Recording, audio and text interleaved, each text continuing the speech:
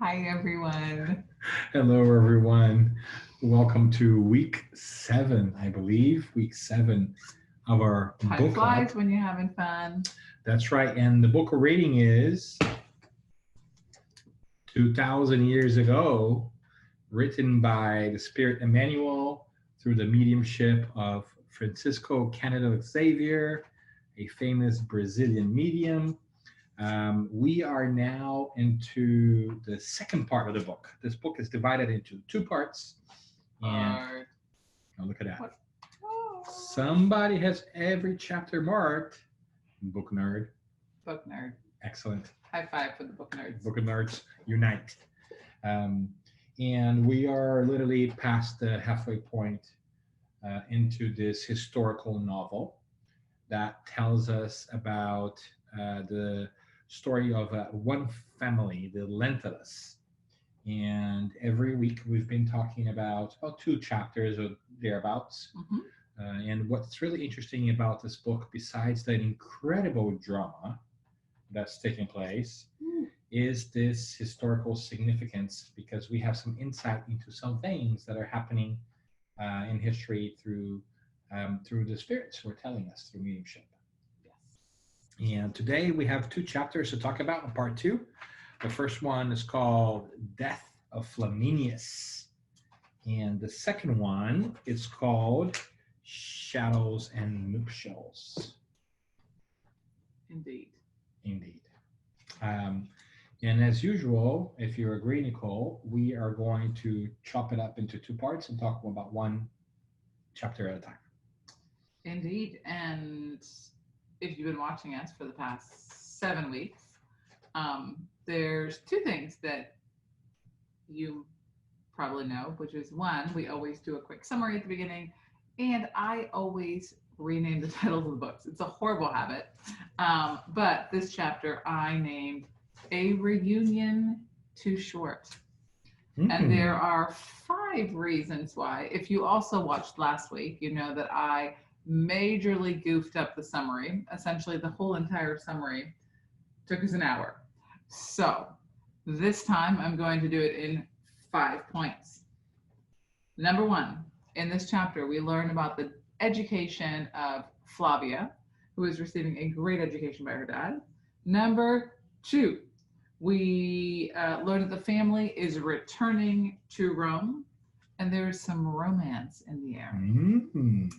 Number 3, Flaminius had a vision, and that is changing his perception. Yes.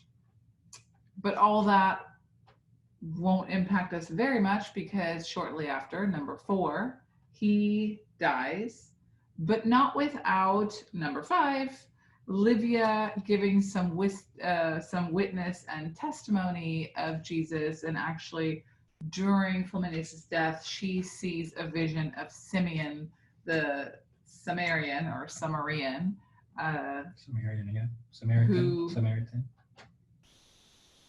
That works for Samaritan. me. Who comes to her in a vision during the death. So that was in 5 sentences. I think that was much better than the hour that it took me last time for the chapter. That was amazing. Thank you very much for watching. Have a good day. We're done. That was great. We get to dig in. Oh, okay. I mean, that was great, though. That was really great. Those are very important. I wrote it down so that I wouldn't do this to you again. That's not cheating. It's called studying. I studied. Yes. Yes, book nerd. Hashtag book nerds. Now let's dig in. Let's dig in. So where should we go first on chapter 1? So let's just kind of recap really quickly and say the reason why they're coming back to Rome is because Flaminius, right? The one of the good. So there's 2 families which are really good friends, the Lentulus and the Flaminius. Yes. And Flaminius, the patriarch, right, is ill and is dying. They get notice. Our family, our people get notice when they are in Palestine, and they make their way back as fast as they can possibly do. Back in those days, it takes a while, but they get there to see them.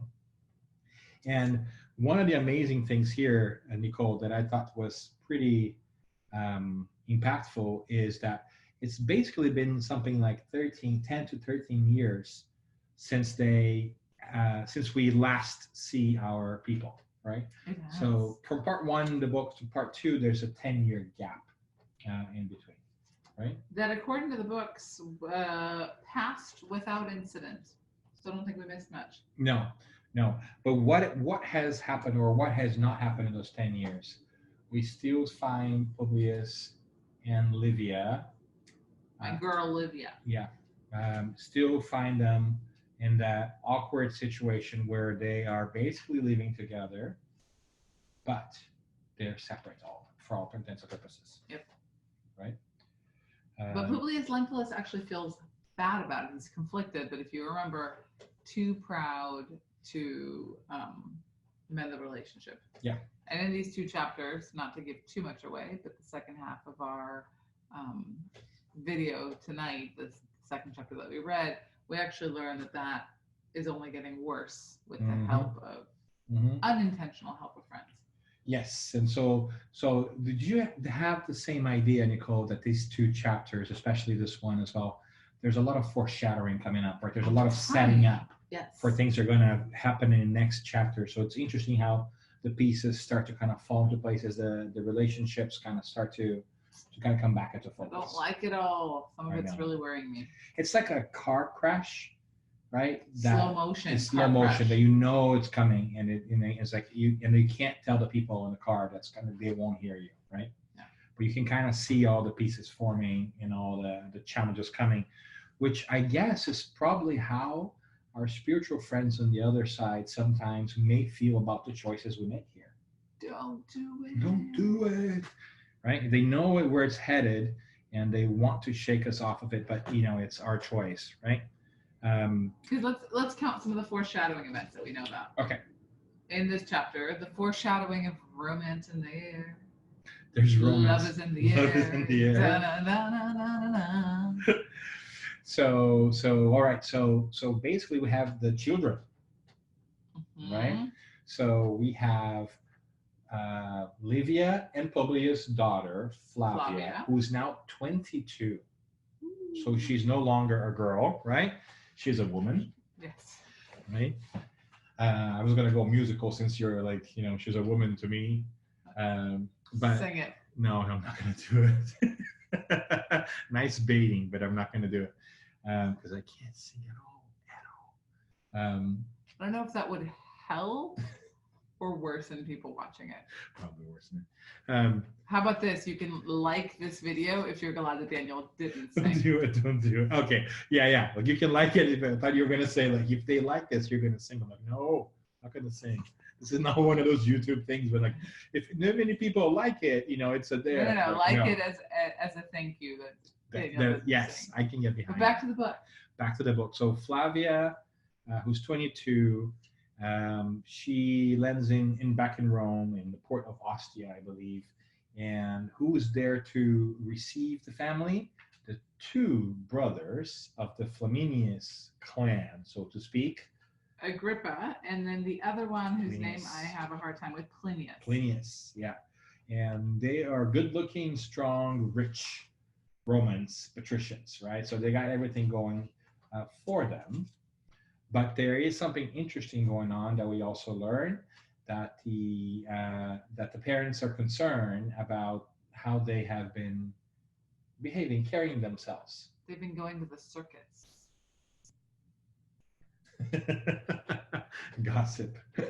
But they have been given into a lot of the material pleasures and comforts of the times when all those with a lot of means and a lot of wealth, and which is perhaps not that different from today, make not some great decisions. Yes. Right. So that's one foreshadowing. But so there's the foreshadowing here is there is one girl and two boys, and we know what that means, right? So that's something that gets resolved relatively quickly. Something else that I think that we don't find out yet by chapter 2, but we also have the family decide, or Publius, that on the way there, they're going to tell people that Marcus, their young son that was kidnapped, has died. because they have not told anybody yet that that was the case, because they've been for 10 years away. And they are afraid, among other things, that if they tell people, all these imposters are going to show up pretending it's Marcus to try to take advantage, and they won't be able to recognize him anyways. Yes. So they finally sort of write Marcus off from their lives, right? There's another foreshadowing. There is another foreshadowing. There's the foreshadowing of the death, which isn't all that Foreshadowing, right? when the chapter's named The Death of Flaminius, right? Correct. But the more interesting foreshadowing is of Saul, Mm-hmm. the freed slave who has been sent and has made wealth.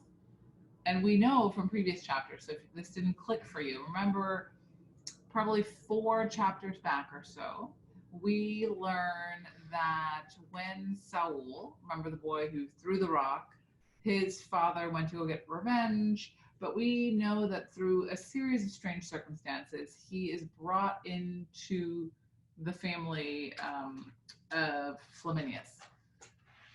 Yes. And here we are. We hear his name.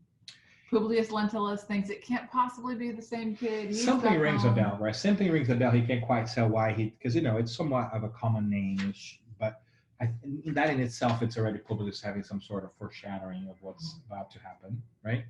And what's really interesting, Nicole, about that for me, I don't know if you thought about the same thing, is that the Flaminius, the Severus family, right? Mm-hmm. They took him in and liked him so much that eventually gave him his freedom and helped him set up his own future life, right? So it wasn't necessarily the type of slavery that we are more familiar with. It's more of like a servitude piece that could be undone. Mm-hmm. And later on, we're going to find out that, in fact, they even suggest that he change his name so that he can better succeed in the world. So Flaminius has put quite a bit of time into Saul, which is sort of almost like a part of the family, or like a distant cousin kind of feel to it, Here's the interesting thing about Flaminius. Remember, he was in chapter 1 when Publius Lentulus told him the story of that he had this spiritual encounter, this past life memory. Oh, yes. This is the big revelation of the chapter. Now it's Flaminius who says, you know what? He brings it up. Yeah. So to recap, when Publius tells him about the memories he has from a previous life, Flaminius is like, nah, let me help you like back away from that, because that's not the case. You can't think about all this stuff and everything else, right? And now he does that. So I know some people are following along in their books, and so if you want to look at the section of the book, it's page 223.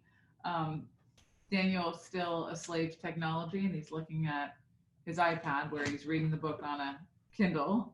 But if you're in the hard copy book, this version of the book, it's page 223. And fantasy? That is the paragraph. It starts with fantasy. Because here he says, I remember, he's saying, do you remember that night when I just tricked you. I'm on page 222, where Flaminius says, do you remember that night when you confided the details of your mysterious dreams to me at the peaks of your painful emotions? And he says, oh, yeah, Publius says, yeah, but don't worry, that was just a fantasy. To which Flaminius says, fantasy?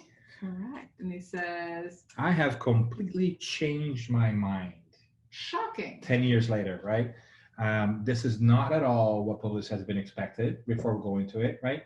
He has been working for this past 10 years, basically, to forget all this, Publius. Yep. Right? And here he comes back to his best friend in the whole world, who is a little older, his mentor. And the first thing that once they are in private, they talk about after a little chit chat is, remember that dream? First thing after 10 years. And here's the interesting conclusion. So the whole story is fascinating. I recommend people read it. But the interesting conclusion that it has on page 224, it says, I now believe, it's in the middle of a paragraph, so kind of tricky to find, but he says, I now believe that we live many lives in many different bodies. I feel that my poor body is ready to give out. However, my thought is, as alive as ever. And so it's interesting. Yeah, and then a little bit down there, one sentence I think below says, "It weighs on my heart to have practiced evil in the dark past, although more than a century has passed since the sad events of our spiritual visions. Even so, I'm here in the presence of the gods with a peaceful conscience." Right? So, I want to make a distinction between believing and being certain. So people say, "Oh, I believe in reincarnation." He's certain to a certain point. He says, "He weighs on my heart that I have practiced evil in the past." So he has this certainty that that is true. It's not just like, "Oh, I think." He is fully committed. He has fully internalized the fact that that was what happened. You ready for me to get controversial? Yes, let's do it. All right. So I think that sometimes as spiritists, we feel like we have the market cornered on sort of do-gooding, right? Like we talk about like, we know and you don't. And I think what's really beautiful in this chapter is that Flaminius talks about, so here I am in the presence of the gods with a peaceful conscience. And I think it's really beautiful that, like, unlike Livia, who sort of found Jesus and is certain of reincarnation and has a very dedicated life, here's Flaminius, who comes to a similar conclusion through a different path. And that's okay too. He's at peace. And it reminds me of that sort of section in the Bible where, we learn about, like, you don't throw sort of pearls to pigs, you don't hide light under a lamp. It's this idea that, like, the people that need enlightenment aren't just people that think differently, it's people who are suffering, because here's this man that thinks differently and it's okay. And I think it's a great lesson and a great reminder for us not to try to convert people, to speak our truth, to know what we know with certainty, and to let it be okay that other people have a different truth. Yes. So, and it's not about the label, it's about the truth and the experience, right? It's the knowledge, not what you label it. Yes, because God, if we believe in God, and we happen to believe in God, the two of us, I'm going to speak for you, but I do.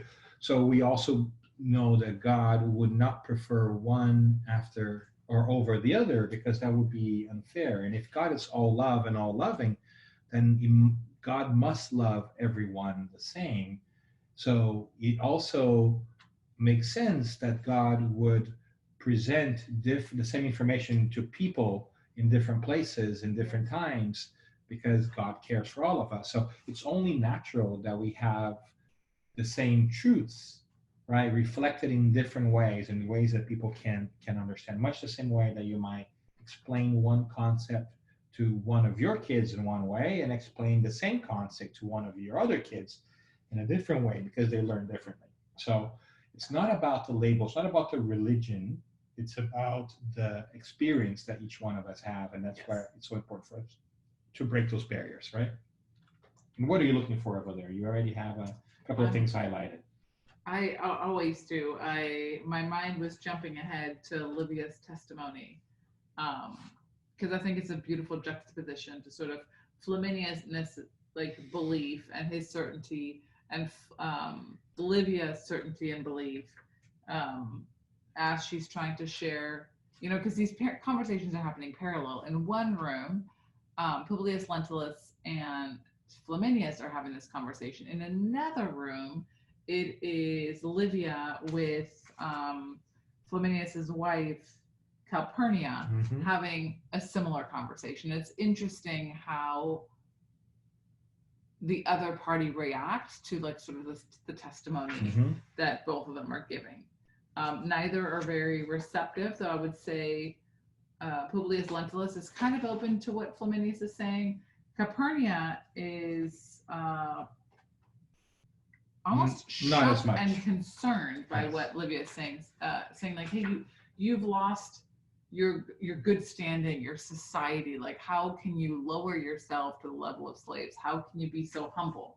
She's and not mind impressed. you, and Calpurnia is not a bad person. No, she's and Calpurnia is basically her best friend, right? Correct. But yet Calpurnia has the sense of values and importance and worldview that stems for patrician values of the time. right? And her response is on page 229 to Livia, almost like a mother would speak to her. She said, I think, dear Livia, that you have forgotten all of the recommendations I gave you before you left for Palestine, right? Remember, she said, like, don't buy into the stories of the Jews. Don't buy into this story of Jesus. And then she says, you have allowed yourself to be carried away by the deceiving notions of the slave's erroneous beliefs.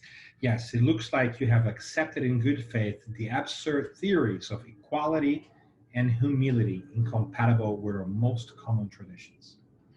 And I think that I think it's rad. She calls it the most absurd theory of equality and humility. And you might remember, I briefly mentioned this in our last video, Daniel wasn't able to join us for much of last week's video because he was traveling in Alabama.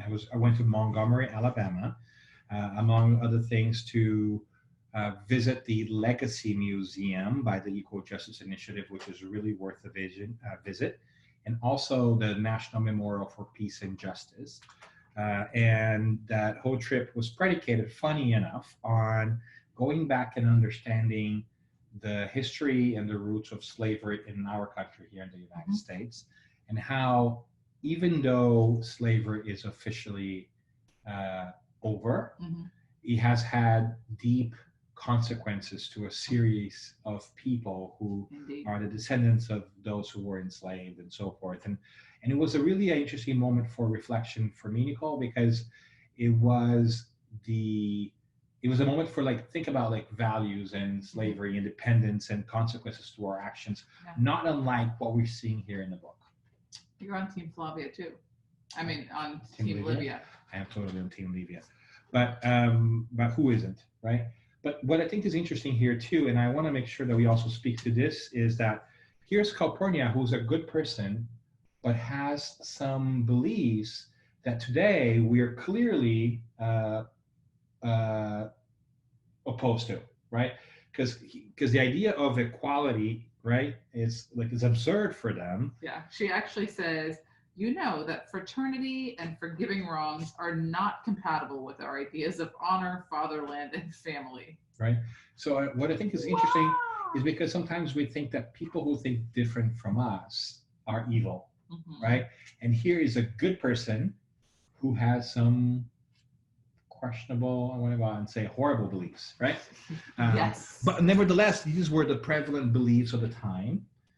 Which does not make it easier for Livia, who clearly is espousing different beliefs by this point in time. Yes. And it's pretty, I wouldn't say unapologetic, but pretty steadfast on what she believes. And she's like, you know what? She believes in equality and forgiveness That's what I believe and humility. in. Yeah, right? And thankfully, this painful to watch conversation, well, I don't know about thankfully, but this painful conversation is ended by the death of Flaminius.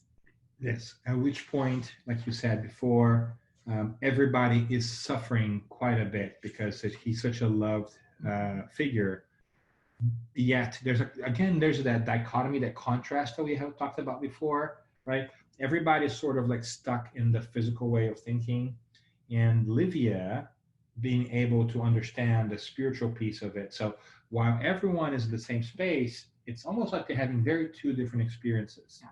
Right? The family is mourning the death of their loved ones, the physical loss of the body, and Livia has been able to witness to her sensitivity, her mediumship, so to speak, that because she's also been praying for help, that Simeon, the old man who was sort of her mentor and guide in previous chapters, we saw him, specifically the death of him on chapter 10, I believe, right? Comes back to help the traversing of Flaminius to the spiritual world. So I oftentimes ask myself the same question, and maybe I think this is sort of the theme of the whole book and spirituality in general, but it is this, to go back to the whole Calpurnia piece, here's people who are friends, but they have very different realities right now, right? Calpurnia is all about the values and standings of society, and Livia has shifted away from that, and she's almost believed to be crazy, right? And I wonder if that also relates to us and our spiritual quest, that when we begin to pay attention to the things of the spirit, the world kind of pushes back on us a little bit and thinks that we are a little off, right? And I don't know about you, Nicole, but another topic that I kind of like underline part that I keep picking up here, and we can talk about chapter 2 too as well, is like everybody carries their own cross, so to speak. Everybody feels lonely and misunderstood, and has carrying some sort of pain, something at some point in time, and they don't know how to process. The person who seems to be best able to process all of this is Lydia, because Indeed. of her beliefs, right? Indeed. But everybody else is struggling with something, right? So we have Publius struggling with the whole thing, right? We have Calpurnia struggling with Well, the death. Publius, the whole thing, let's be more specific, he's struggling with his own pride. Yes, Like and the fact that his wife, right? Like he's, Yeah. and then the loss of his friend, like he's struggling with all these things. Good point. Calpurnia has loss of her partner and how the kids are doing, right? And then the kids, as we talked about, they're struggling. One of them because he's really, really heartbroken, society is struggling too. I think that we went back and find another comment by Emmanuel early on, and maybe even going back something that we touched upon, because life was so comfortable for those at the top, and they had slaves easily. They didn't really have to put a lot of effort if they had the wealth and they were in the higher classes. So all their free time was employed in things that are less than healthy, like going to the circus. And it's I think probably like the equivalent of like making out underneath the football bleachers in high school, right? While something else was going on, they were like all partying and doing things at the circus, right? So I never made out under the football. Neither did I. I didn't have a football, but it's like a thing. So elevating the conversation a bit, though, to end on a high note for this chapter, I was surprised that at last page of this chapter, on page 232, we see the Lord's Prayer. Yes. And we haven't talked about this, so I might be throwing you for a loop. So thanks for letting me pick on you. But you've done some lectures about the Lord's Prayer and the origin. I was surprised to see it here and was wondering, when did it come up? Do you, off the top of your head, can you share something about the origins of that? Because I was surprised right here. And actually, if you see my book, I put a question mark next to it, like, what's happening here? I was just surprised to see it written out in whole. So, talk to us. Well, at least not in whole, but like partially, right? Correct. Yeah. But in verbatim as we're starting over. We see it. Yeah, which is really interesting because, if I'm not mistaken, the Lord's Prayer appears in 2 the Gospels of the 4 that we have in the New Testament. And they have slightly different variations. And what's even more interesting and more confusing to me is that in different translations into different languages, those 2 versions are even more different or not, depending on which. So, but what we do know is that, and I think we have a lot of hint of this in this chapter, right? In this book. Remember how Simeon was keen to write down what the stories were about Jesus, and he sought the stories of other people. That's how the Gospels came about. And so we get a little bit of like a historical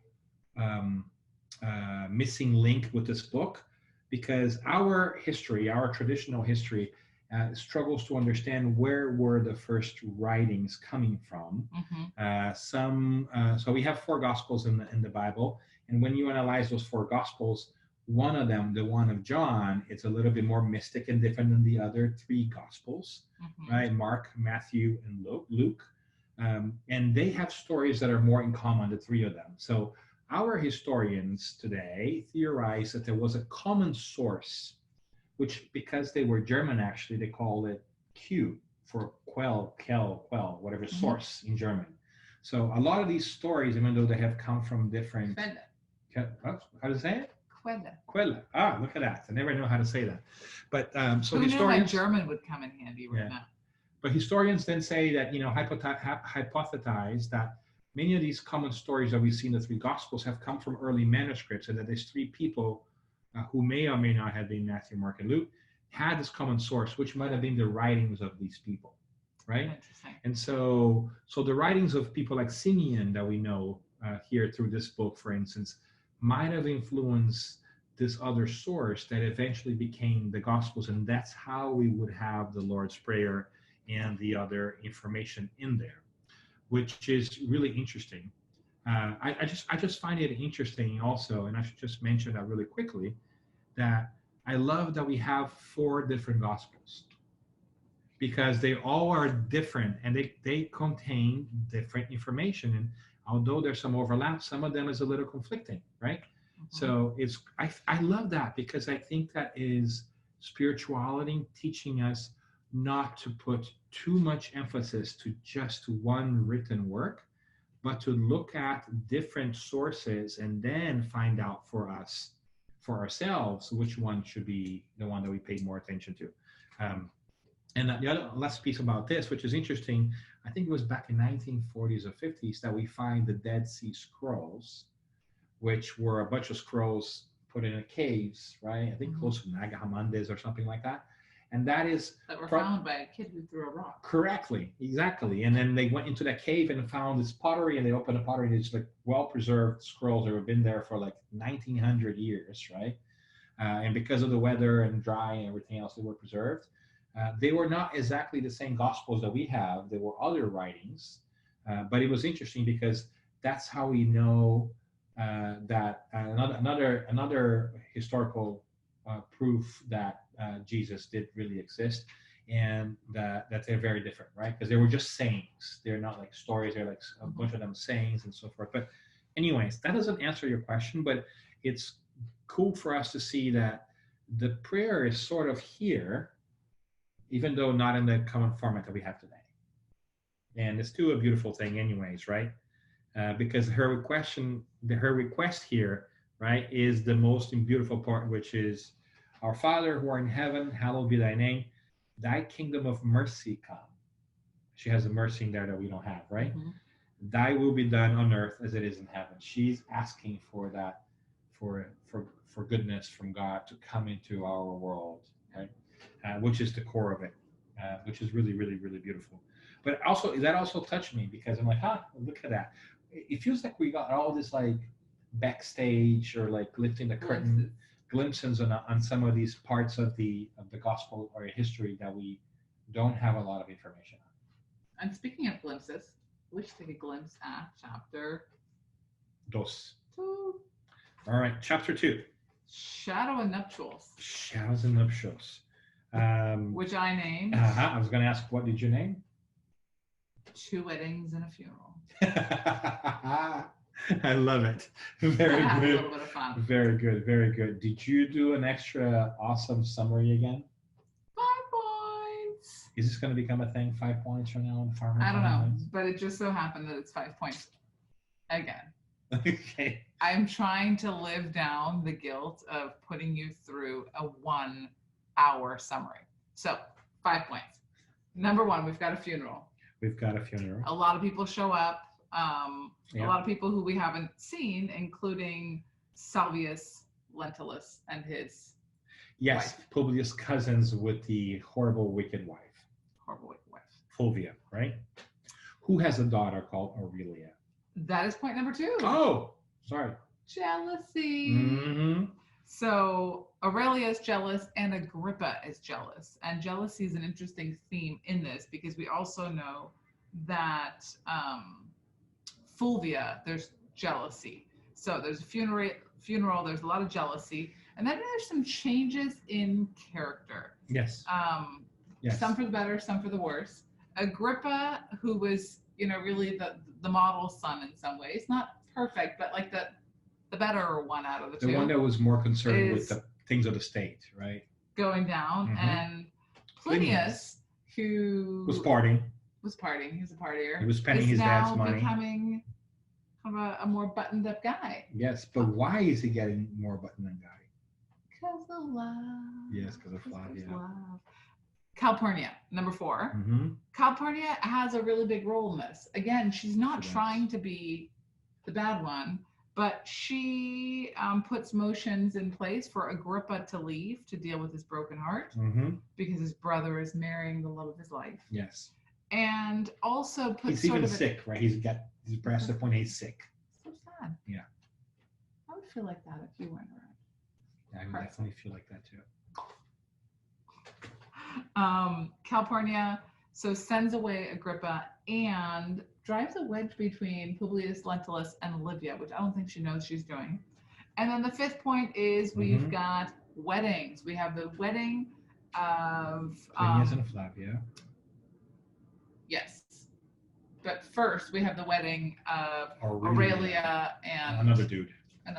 Yeah. Who she was trying to play to make Plinius jealous. Correct. Didn't work. But Plinius doesn't fall for that, right? But the wedding of Plinius and Flavia is important because this is when Saul comes back into our life. And that is where that's chapter the big ends. Foreshadowing for that chapter, wouldn't you agree? Indeed. That is the big thing because I think that the wording on that last piece is interesting. Basically saying... We're starting at the end. Yes, let's start at the end because I think that's going to be a big one, right? I know exactly where the you're last going to go. paragraph. Last paragraph. In vain, the senator tried to identify this Jew who seemed to be a former personal acquaintance. Saul, however, had succeeded in recognizing his former tormentor. He recognized him and remained silent, calming the strong emotions he felt within because, like his father, his heart was immersed in the dark plans of a cruel revenge. But here's the crazy thing. They already have so much revenge. They have the senator's son, but he doesn't know that. He does not know that. He hasn't been home yet. No, he has not found his father. I think that in the previous chapter, he has been going to look for his family. Got it. Because now he's rich, right? He's got his money. He's not like if I was a rich boy. No, no, no, no, no, no, no, no, no, no. It's a musical day today here, apparently. But I am not singing. Hashtag not singing. So that you know. Remember, the more likes you put, the less likely that he's going to sing in a future episode. So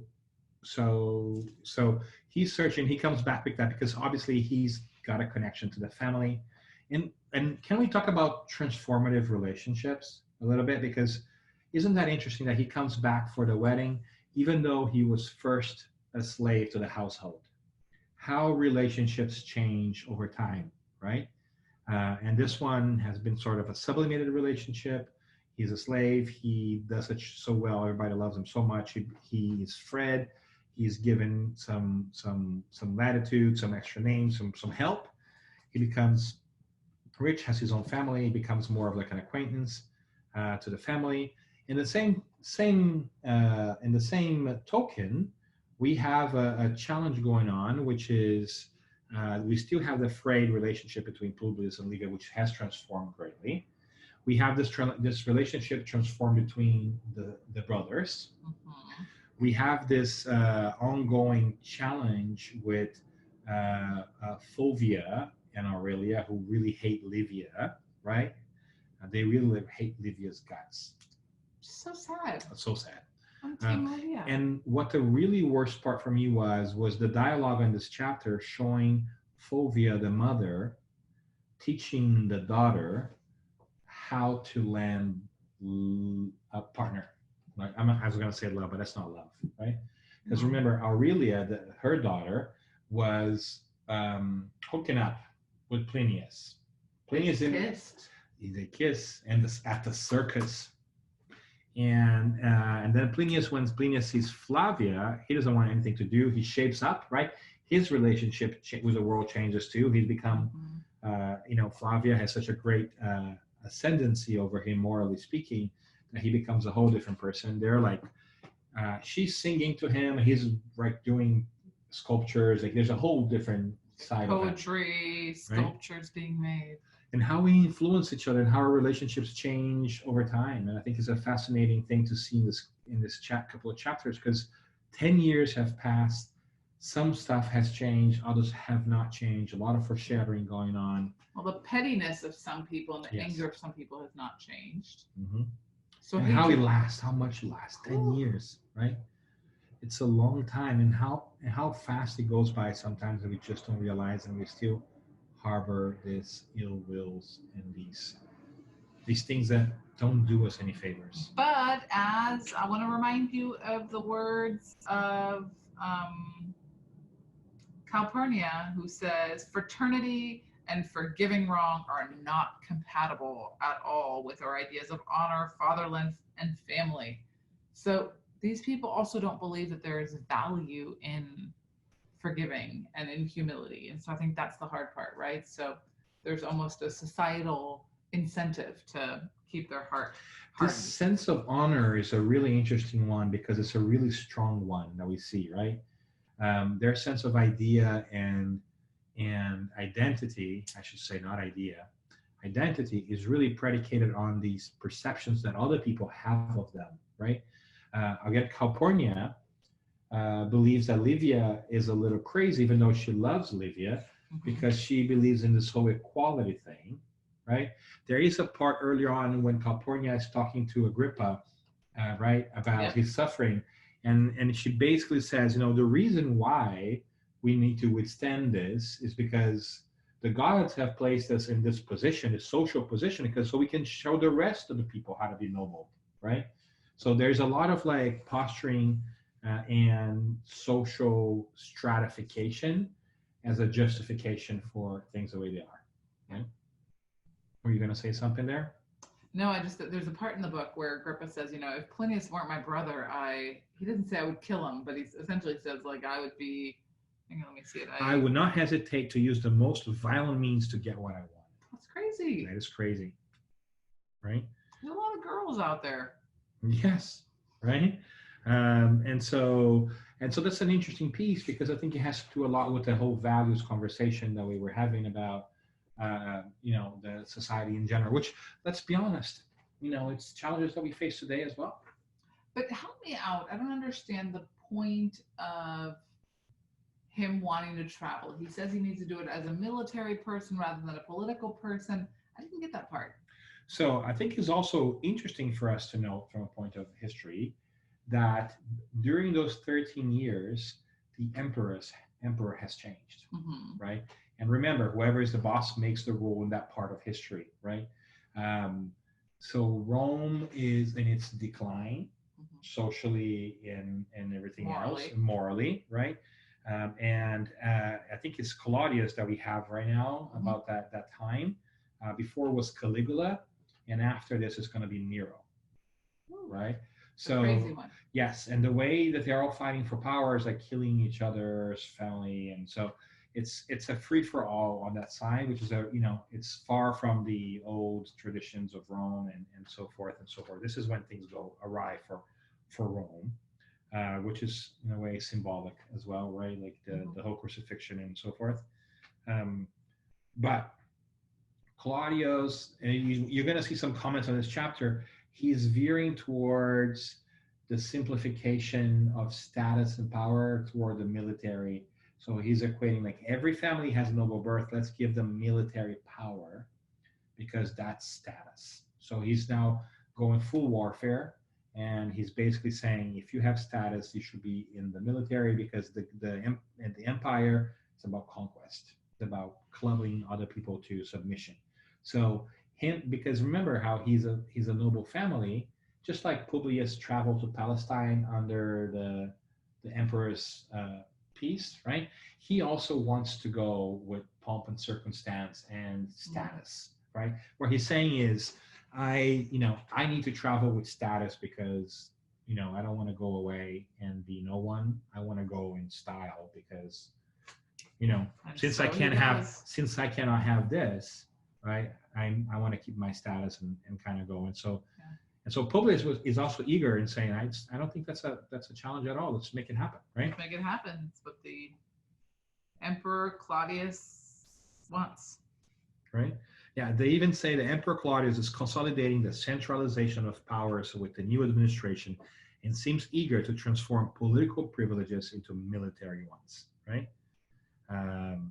And the mom even says, "I That's will on give my." page 245, by the way. Thank you. And Calpurnia says, "It would give me only pride and satisfaction to offer my 2 sons to the empire for the consolidation of its sovereign conquests." Basically saying, again, the idea of place, right, and honor. Like, Romans are the conquerors of the world. The empire must continue to expand, and let's go out and conquer everybody else, basically, right? But because Agrippa's leaving, he won't be at the wedding. But in his place will be Saul. Yes. Madness. Madness. Very, very, very big madness, because, it's train wreck that we were referring to, the car wreck, right? We know something's going to come. And it's no surprise that if we look at the title of next chapter, Plans of Darkness, right? So it's almost like if I were to make another analysis of part 1 and part 2, we have part 1 as the causes of things.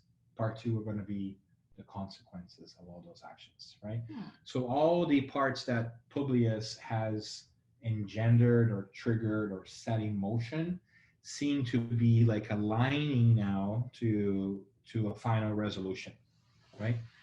Which we can talk about at the end of the book, because there's actually a book after this one that continues the story. That's a conversation for another time, right? Indeed. So for tonight, or for today, if you're watching it during the daytime, we want to thank you for joining us. Hopefully our more succinct summaries were welcome. Hopefully you enjoyed the conversation. As always, we really, really want to hear from you. So would you please leave us some comments, share with us your thoughts, your questions. We'll address them in our next video if we get them in time, or if not, we'll interact with you right there. We also have a Facebook page. We do have a Facebook. Oh, I have a Facebook page, you mean? Sure. The Royal We. Oh, yeah, thank you. Facebook.com/DanCC. You can find me there. Love to interact with you guys there. We have a group and so forth, but we also have a website called Spiritism Online, which has some forums and some other information about our book club here that folks can join for free, as always, as usual, and have offline conversations, because sometimes you cannot be here with us with the video, though we would love to. I know this time zone is hard for a lot of folks. But Alex could make it tonight. Yeah, I should have said that. Alex said we miss you. We miss you, Alex. We really do miss you. And we hope to continue. And I think that for me, Nicole, I don't know if you have one final thought about these 2 chapters, but I think that would be again, the idea of cause and consequence in our relationship. So what kind of relationships are we building for tomorrow, today? What kind of actions are we choosing? And what are we building for tomorrow? Right? That's a difficult question for us to ask ourselves. I don't know if I can follow that up with anything but some thoughtfulness. So I'll think about that for next time. But thank you all for watching. If you made it to this point, have a great day. Make the best of it. Cultivate great relationships and build a better tomorrow. See you next week. Bye.